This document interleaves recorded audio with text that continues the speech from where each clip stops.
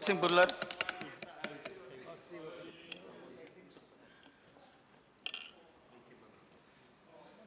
Honourable deputy chairman sir, आज जो किसानी पे सारा हाउस बड़ी गंभीरता से चर्चा कर रहा है, मैं भी उसी पे बात कर रहा हूँ। ना मैं इधर की बात करता हूँ ना मैं इधर की करता हूँ। मुश्किल ये है जब ये सीटें उधर चली जाती है आवाज़ और हो जाती है, जब वो इधर आ जाती है आवाज़ और हो जाती है। लेकिन किसान की किस्मत बदलने के लिए एक आवाज़ हम नहीं हो रहे। हम एक दूसरे को ये कोशिश कर रहे हैं कि मैंने चंगा किया, मैंने चंगा किया। लेकिन मैं डिप्टी स्पीकर साहब आपसे कहना चाहता हूँ कि जब देश आज़ाद हुआ है तब 80% इस देश पे किसानी थी। अब हम 60% पे आ गए कि अब 60% लोग खेती करते हैं। जब अंग्रेज़ था तो हमारे पंजाब में जो मूवमेंट चल रही थी, देश में चल रही थी, सरदार भगत सिंह के जो ग्रैंड फादर से, उसका अंकल था सा किशन सिंह जी, वो कविता गाता होता था, कहता था पगड़ी संभाल जट्टा पगड़ी संभाल होए, लुट लिया माल तेरा लुट लिया माल होए। पगड़ी का मतलब है रिस्पेक्ट जो कि अब ये है अपनी, अब भी वही है बात। अब अंग्रेज़ चला गया, अब पगड़ी संभाल की बजाय मेरा ख्याल है हमें ये कहना चाहिए कि ज़िंदगी संभाल जट्टा ज़िंदगी संभालो, लुट लिया माल तेरा लुट लिया माल हो। अब तो ज़िंदगी का तब तो पगड़ी का था, रिस्पेक्ट का, अब तो ज़िंदगी का सवाल पैदा हो गया। ये क्यों पैदा हुआ? पॉइंट तो ये है, हम कहते हैं कि हमने ठीक किया, हमने ठीक किया। मैं तो किसी को नहीं कहता किसी ने बुरा किया, लेकिन बात यह है कि आज 70 साल बाद पहली दफ़ा ये हो रहा है कि ये साउथ में जाइए जहाँ माल्टा पैदा होता था, शुगर पैदा होती थी, वहाँ भी खुदकुशी हो रही है। इधर पंजाब जो टॉप का स्टेट है किसानी की, पंजाब में भी खुदकुशियाँ हो रही है। और ये जो सरकार हमारी पंजाब में आई है, आए को 120 दिन हो गए और खुदकुशियाँ 150 हो गई। इससे आप सभी लोग अंदाज़ा लगा सकते हैं कि देश में किसान की हालत क्या है। और इससे आप बातें करने से तो बात सुधरती नहीं। सोचिए जे कि क्यों ये हालात पैदा क्यों हुए। मैं सुन रहा था, ऑनरेबल बोल रहे थे, साबका चीफ मिनिस्टर मध्य प्रदेश दिग्विजय सिंह जी बड़ी अच्छी तरह बोल रहे थे। इन्होंने एक बात कही कि आपने ये इम्पोर्ट कर रहे हैं जब किसान को ज़रूरत नहीं, हमारे बम्पर क्रॉप हो रही है। मैं आपको किसी को दोष नहीं देता, मैं एक बात कहना चाहता हूँ कि इम्पोर्ट आज हो रही है। इम्पोर्ट तो तब भी हो रही थी जब तब भी हमारे पास अनाज होता था, हम इम्पोर्ट करते थे। और इम्पोर्ट ही नहीं करते थे, जब हमारे पास सरप्लस हो जाती थी हम मैन कर जाते थे एक्सपोर्ट करने के लिए। इससे भी जाती किसान के साथ क्या होती थी, तब कल्ले पंजाब में किसान सरप्लस बीट करता था और थोड़ा सा हरियाणा था। जब हमारी कणक के रेट अच्छे हो जाते देश में, इंटरनेशनल मार्केट में नहीं, स्टेट पे इंटर स्टेट बैन हो जाता था आपके समय।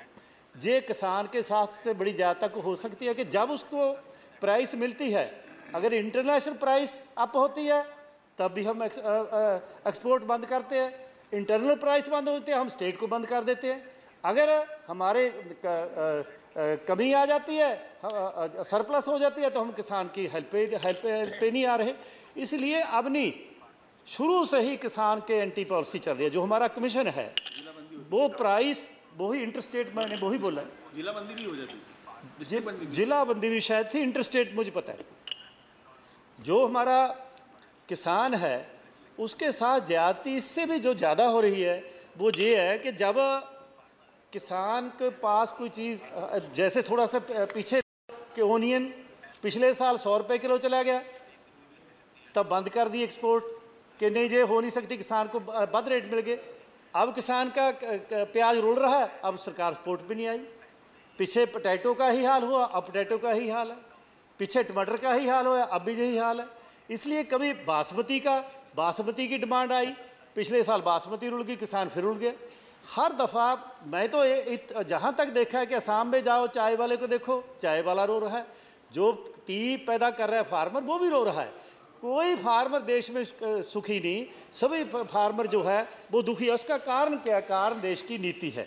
वो जो नीतियां हैं वो किसान के पक्ष में नहीं, इसलिए जो बात आज हो रही है, क्योंकि टाइम कम, हम ज़्यादा नहीं, मैं सुझाव पे, जो बात अब हो रही है 3 साल में हम गवर्नमेंट से हिसाब पूछते हैं। मैं नहीं कहता अब भी प्रॉब्लम जो ही है, लेकिन 3 साल जो 30 साल पहले करने वाला था, क्या करने वाला था, कितना अनाज बर्बाद होता है देश में।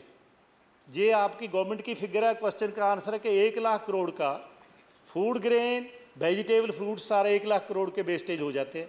इसके लिए अब कोशिश होने लगी है कि फूड पार्क बने, फूड प्रोसेसिंग सिस्टम हो, कोल्ड चेन बने और जो गोडाउन बने बड़े बड़े। ये 30 साल पहले होना चाहिए था। अगर 30 साल पहले गोडाउन बड़े बड़े बन जाते, जो इतनी वेस्टेज फूड ग्रेन की क्यों होती। अगर तब उस टाइम पे जो कोल्ड चेन हो जाती, तब जहाँ वेजिटेबल हमारा पोटैटो रुलता है, कहीं टमाटर रुलता है, कहीं ओनियन रुलता है, जहाँ कमी है उस वहाँ चला जाता। अब थोड़ी देर पहले टमाटर रोल रहा था, अब दिल्ली में 80 रुपये पर केजी है। इसलिए ये जो बातें सरकार अब कर रही है, कोशिश कर रही है, मैं कोई ये नहीं कहता कि सब कुछ सॉल्व हो गया ना, इतनी देर में हो सकता कि बड़ी बड़ी प्रॉब्लम है। हम सबको ये सोचना चाहिए कि देश में प्रॉब्लम क्या है। 2 ही प्रॉब्लम है, एक किसान, एक जवान जो बेरोजगार है, बच्चे भी बेरोजगार होंगे, लैंड होल्डिंग कम होगी, प्राइसेज जो उसके, क्योंकि जो इनपुट्स के प्राइसेज है वो सभी के रेट बड़े हाई चले गए। इनपुट्स के रेट हाई चले गए। जब प्राइस फिक्स करते हैं उसकी मिनिमम प्राइस देते हैं। मिनिमम प्राइस में भी क्या होता है, उसको बोलते, कमीशन को जो हदायत है गवर्नमेंट की पहले की आती है, अभी वही चली आती है कि आप जो प्राइस फिक्स करेंगे वो मिनिमम प्राइस ऐसे फिक्स करें कि मार्केट पे अफेक्ट ना पड़ जाए कुछ का। मैं हैरान हूँ को देश को पैदा करने वाला है, वो उसकी जिन्स को खरीदने के लिए तो मार्केट पे अफेक्ट ना पड़े। अगर ट्रैक्टर महंगा होता है, सीमेंट महंगा होता है, कपड़ा महंगा होता है, चाहे और कोई चीज़ महंगी होती है, तब कोई इफेक्ट नहीं पाता। किसान कंज्यूमर भी है, किसान प्रोड्यूसर भी है। और डिप्टी स्पीकर साहब, दुनिया में प्रोड्यूसर कभी फ़ायदे में नहीं रहा, ट्रेडर फ़ायदे में रहता है। प्रोड्यूसर को 2 मार पड़ती है, प्रोड्यूसर कंज्यूमर भी है, प्रोड्यूसर के तौर पे मार पाते। जब रेट 80 रुपये होगा टमाटर का, वो भी लेता है, उधर भी आ गया। जब रूढ़ी पे फेंकता है, सड़क पे फेंकता है, तब भी किसान उड़ता है। इसलिए दोनों तरह किसान आ गया। एक हम कहते हैं बड़ी गलती में है कि किसान पे कोई जे भी कहते हैं कि आपने GST लगा दिया कि पहले कोई टैक्स नहीं। मैं हैरान हूँ कि किसान पे टैक्स नहीं, किसान हर चीज़ खरीदता है जो मार्केट में टैक्स है, वो टैक्स वहाँ देता है। किसान को उसकी प्राइस मिलती नहीं, लेकिन जब परचेज करने कोई चीज़ आता है, कौन सी चीज़ है जिस पे टैक्स नहीं, हर चीज़ पे किसान इंडायरेक्ट टैक्स देता है और सबसे ज़्यादा देता है। और अब और दुख की बात होगी कि GST पे लगा दिया, 5% से लेकर 2.5% तक चला गया बख पॉइंट से। इसलिए मैं कहता हूँ मिनिस्टर साहब को कि ये GST जो है इसको भी रोकिए। किसान को तो और बड़ी तरह का टैक्स है। जैसे डिप्टी स्पीकर साहब, मैं एग्जांपल देता हूँ, मार्केट में आप परचेज करते हैं बीट FC अगर 1 किलो बीट का 1 रुपया देती है, जब वहाँ स्टोर पे ले जाती है और फिर मार्केट में लेती है 3 रुपये पर केजी पड़ते हैं, 2 रुपये उस पर हो गया एक्स्ट्रा। वो 2 रुपये किसके गए? अगर वो 2 रुपये उधर ना जाते, एक जाता तो 1 रुपया किसान को और वापस आ सकता था। ये जो मिडिल मैन है, ट्रेडर है, ये किसान को तब भी लूट रहा था अंग्रेज के, तब अब भी लूट रहा है। और सरकार की पॉलिसी में हैरान आके कौन लोग बनाते हैं, जो पॉलिसी बनाते हैं उनको पता ही है नहीं कि किसानी क्या बात है, किसानी कैसे रुल रही है, किसानी की तकलीफ का किसी को पता नहीं। किसानी कली ऐसे ही नहीं, जो उसको 2 साल बाद 3 साल बाद वेदर की प्रॉब्लम आती है, कहीं हेल स्टार्म आ गया, कहीं सूखा पड़ गया, कहीं फ्लड आ गया, जे जो मार पड़ती है 3-3 4 साल फिर नहीं खड़ा हो, तो उसका कौन देता है?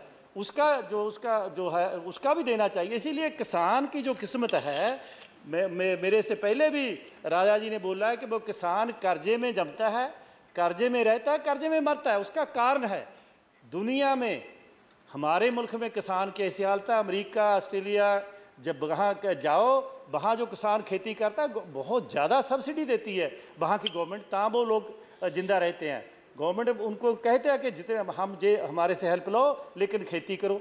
वहाँ लैंड भी है, गवर्नमेंट हेल्प भी करती है, हमारे पास लैंड भी है नहीं, हमारे पास कैनाल इरिगेशन सिस्टम भी है नहीं, इलेक्ट्रिसिटी भी पूरी है नहीं, कोई चीज़ किसान को पूरी मिलती नहीं जो वो चाहता है। लेकिन इसके बाद भी वो खेती करता है, उसका और कोई चारा कोई नहीं, उसकी मजबूरी है।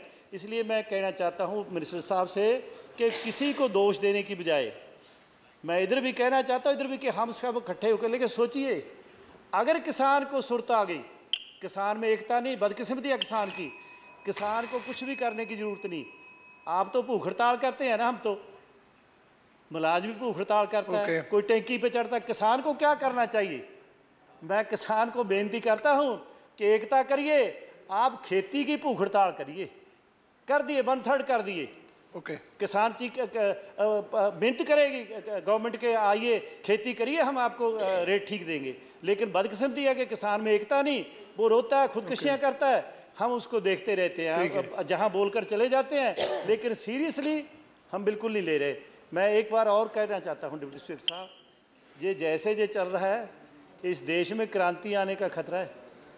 अब क्यों नक्सलाट मूवमेंट चल रही है, क्यों जगह जगह टैंकियों पे लोग चढ़ रहे हैं, क्यों देश की सारी किसानी हर स्टेट में बगावत में आ गई है? ये जहाँ नहीं रुकेगा, अगर जहाँ इस देश में जो अंग्रेज था वो चला गया तो हम भी कहीं कोई बड़े नहीं लोग। इसलिए क्रांति, खतरनाक क्रांति आ सकती है, उसको रोकने के लिए मैं ब्लेम किसी को नहीं करता, मैं सिर्फ रिक्वेस्ट करता हूँ कि किसानी को बचाइए। अगर किसानी ऐसे रुलती रही तो देश आगे बढ़ नहीं सकेगा, देश का नुकसान होने का। धन्यवाद भूंदर साहब। Now honourable member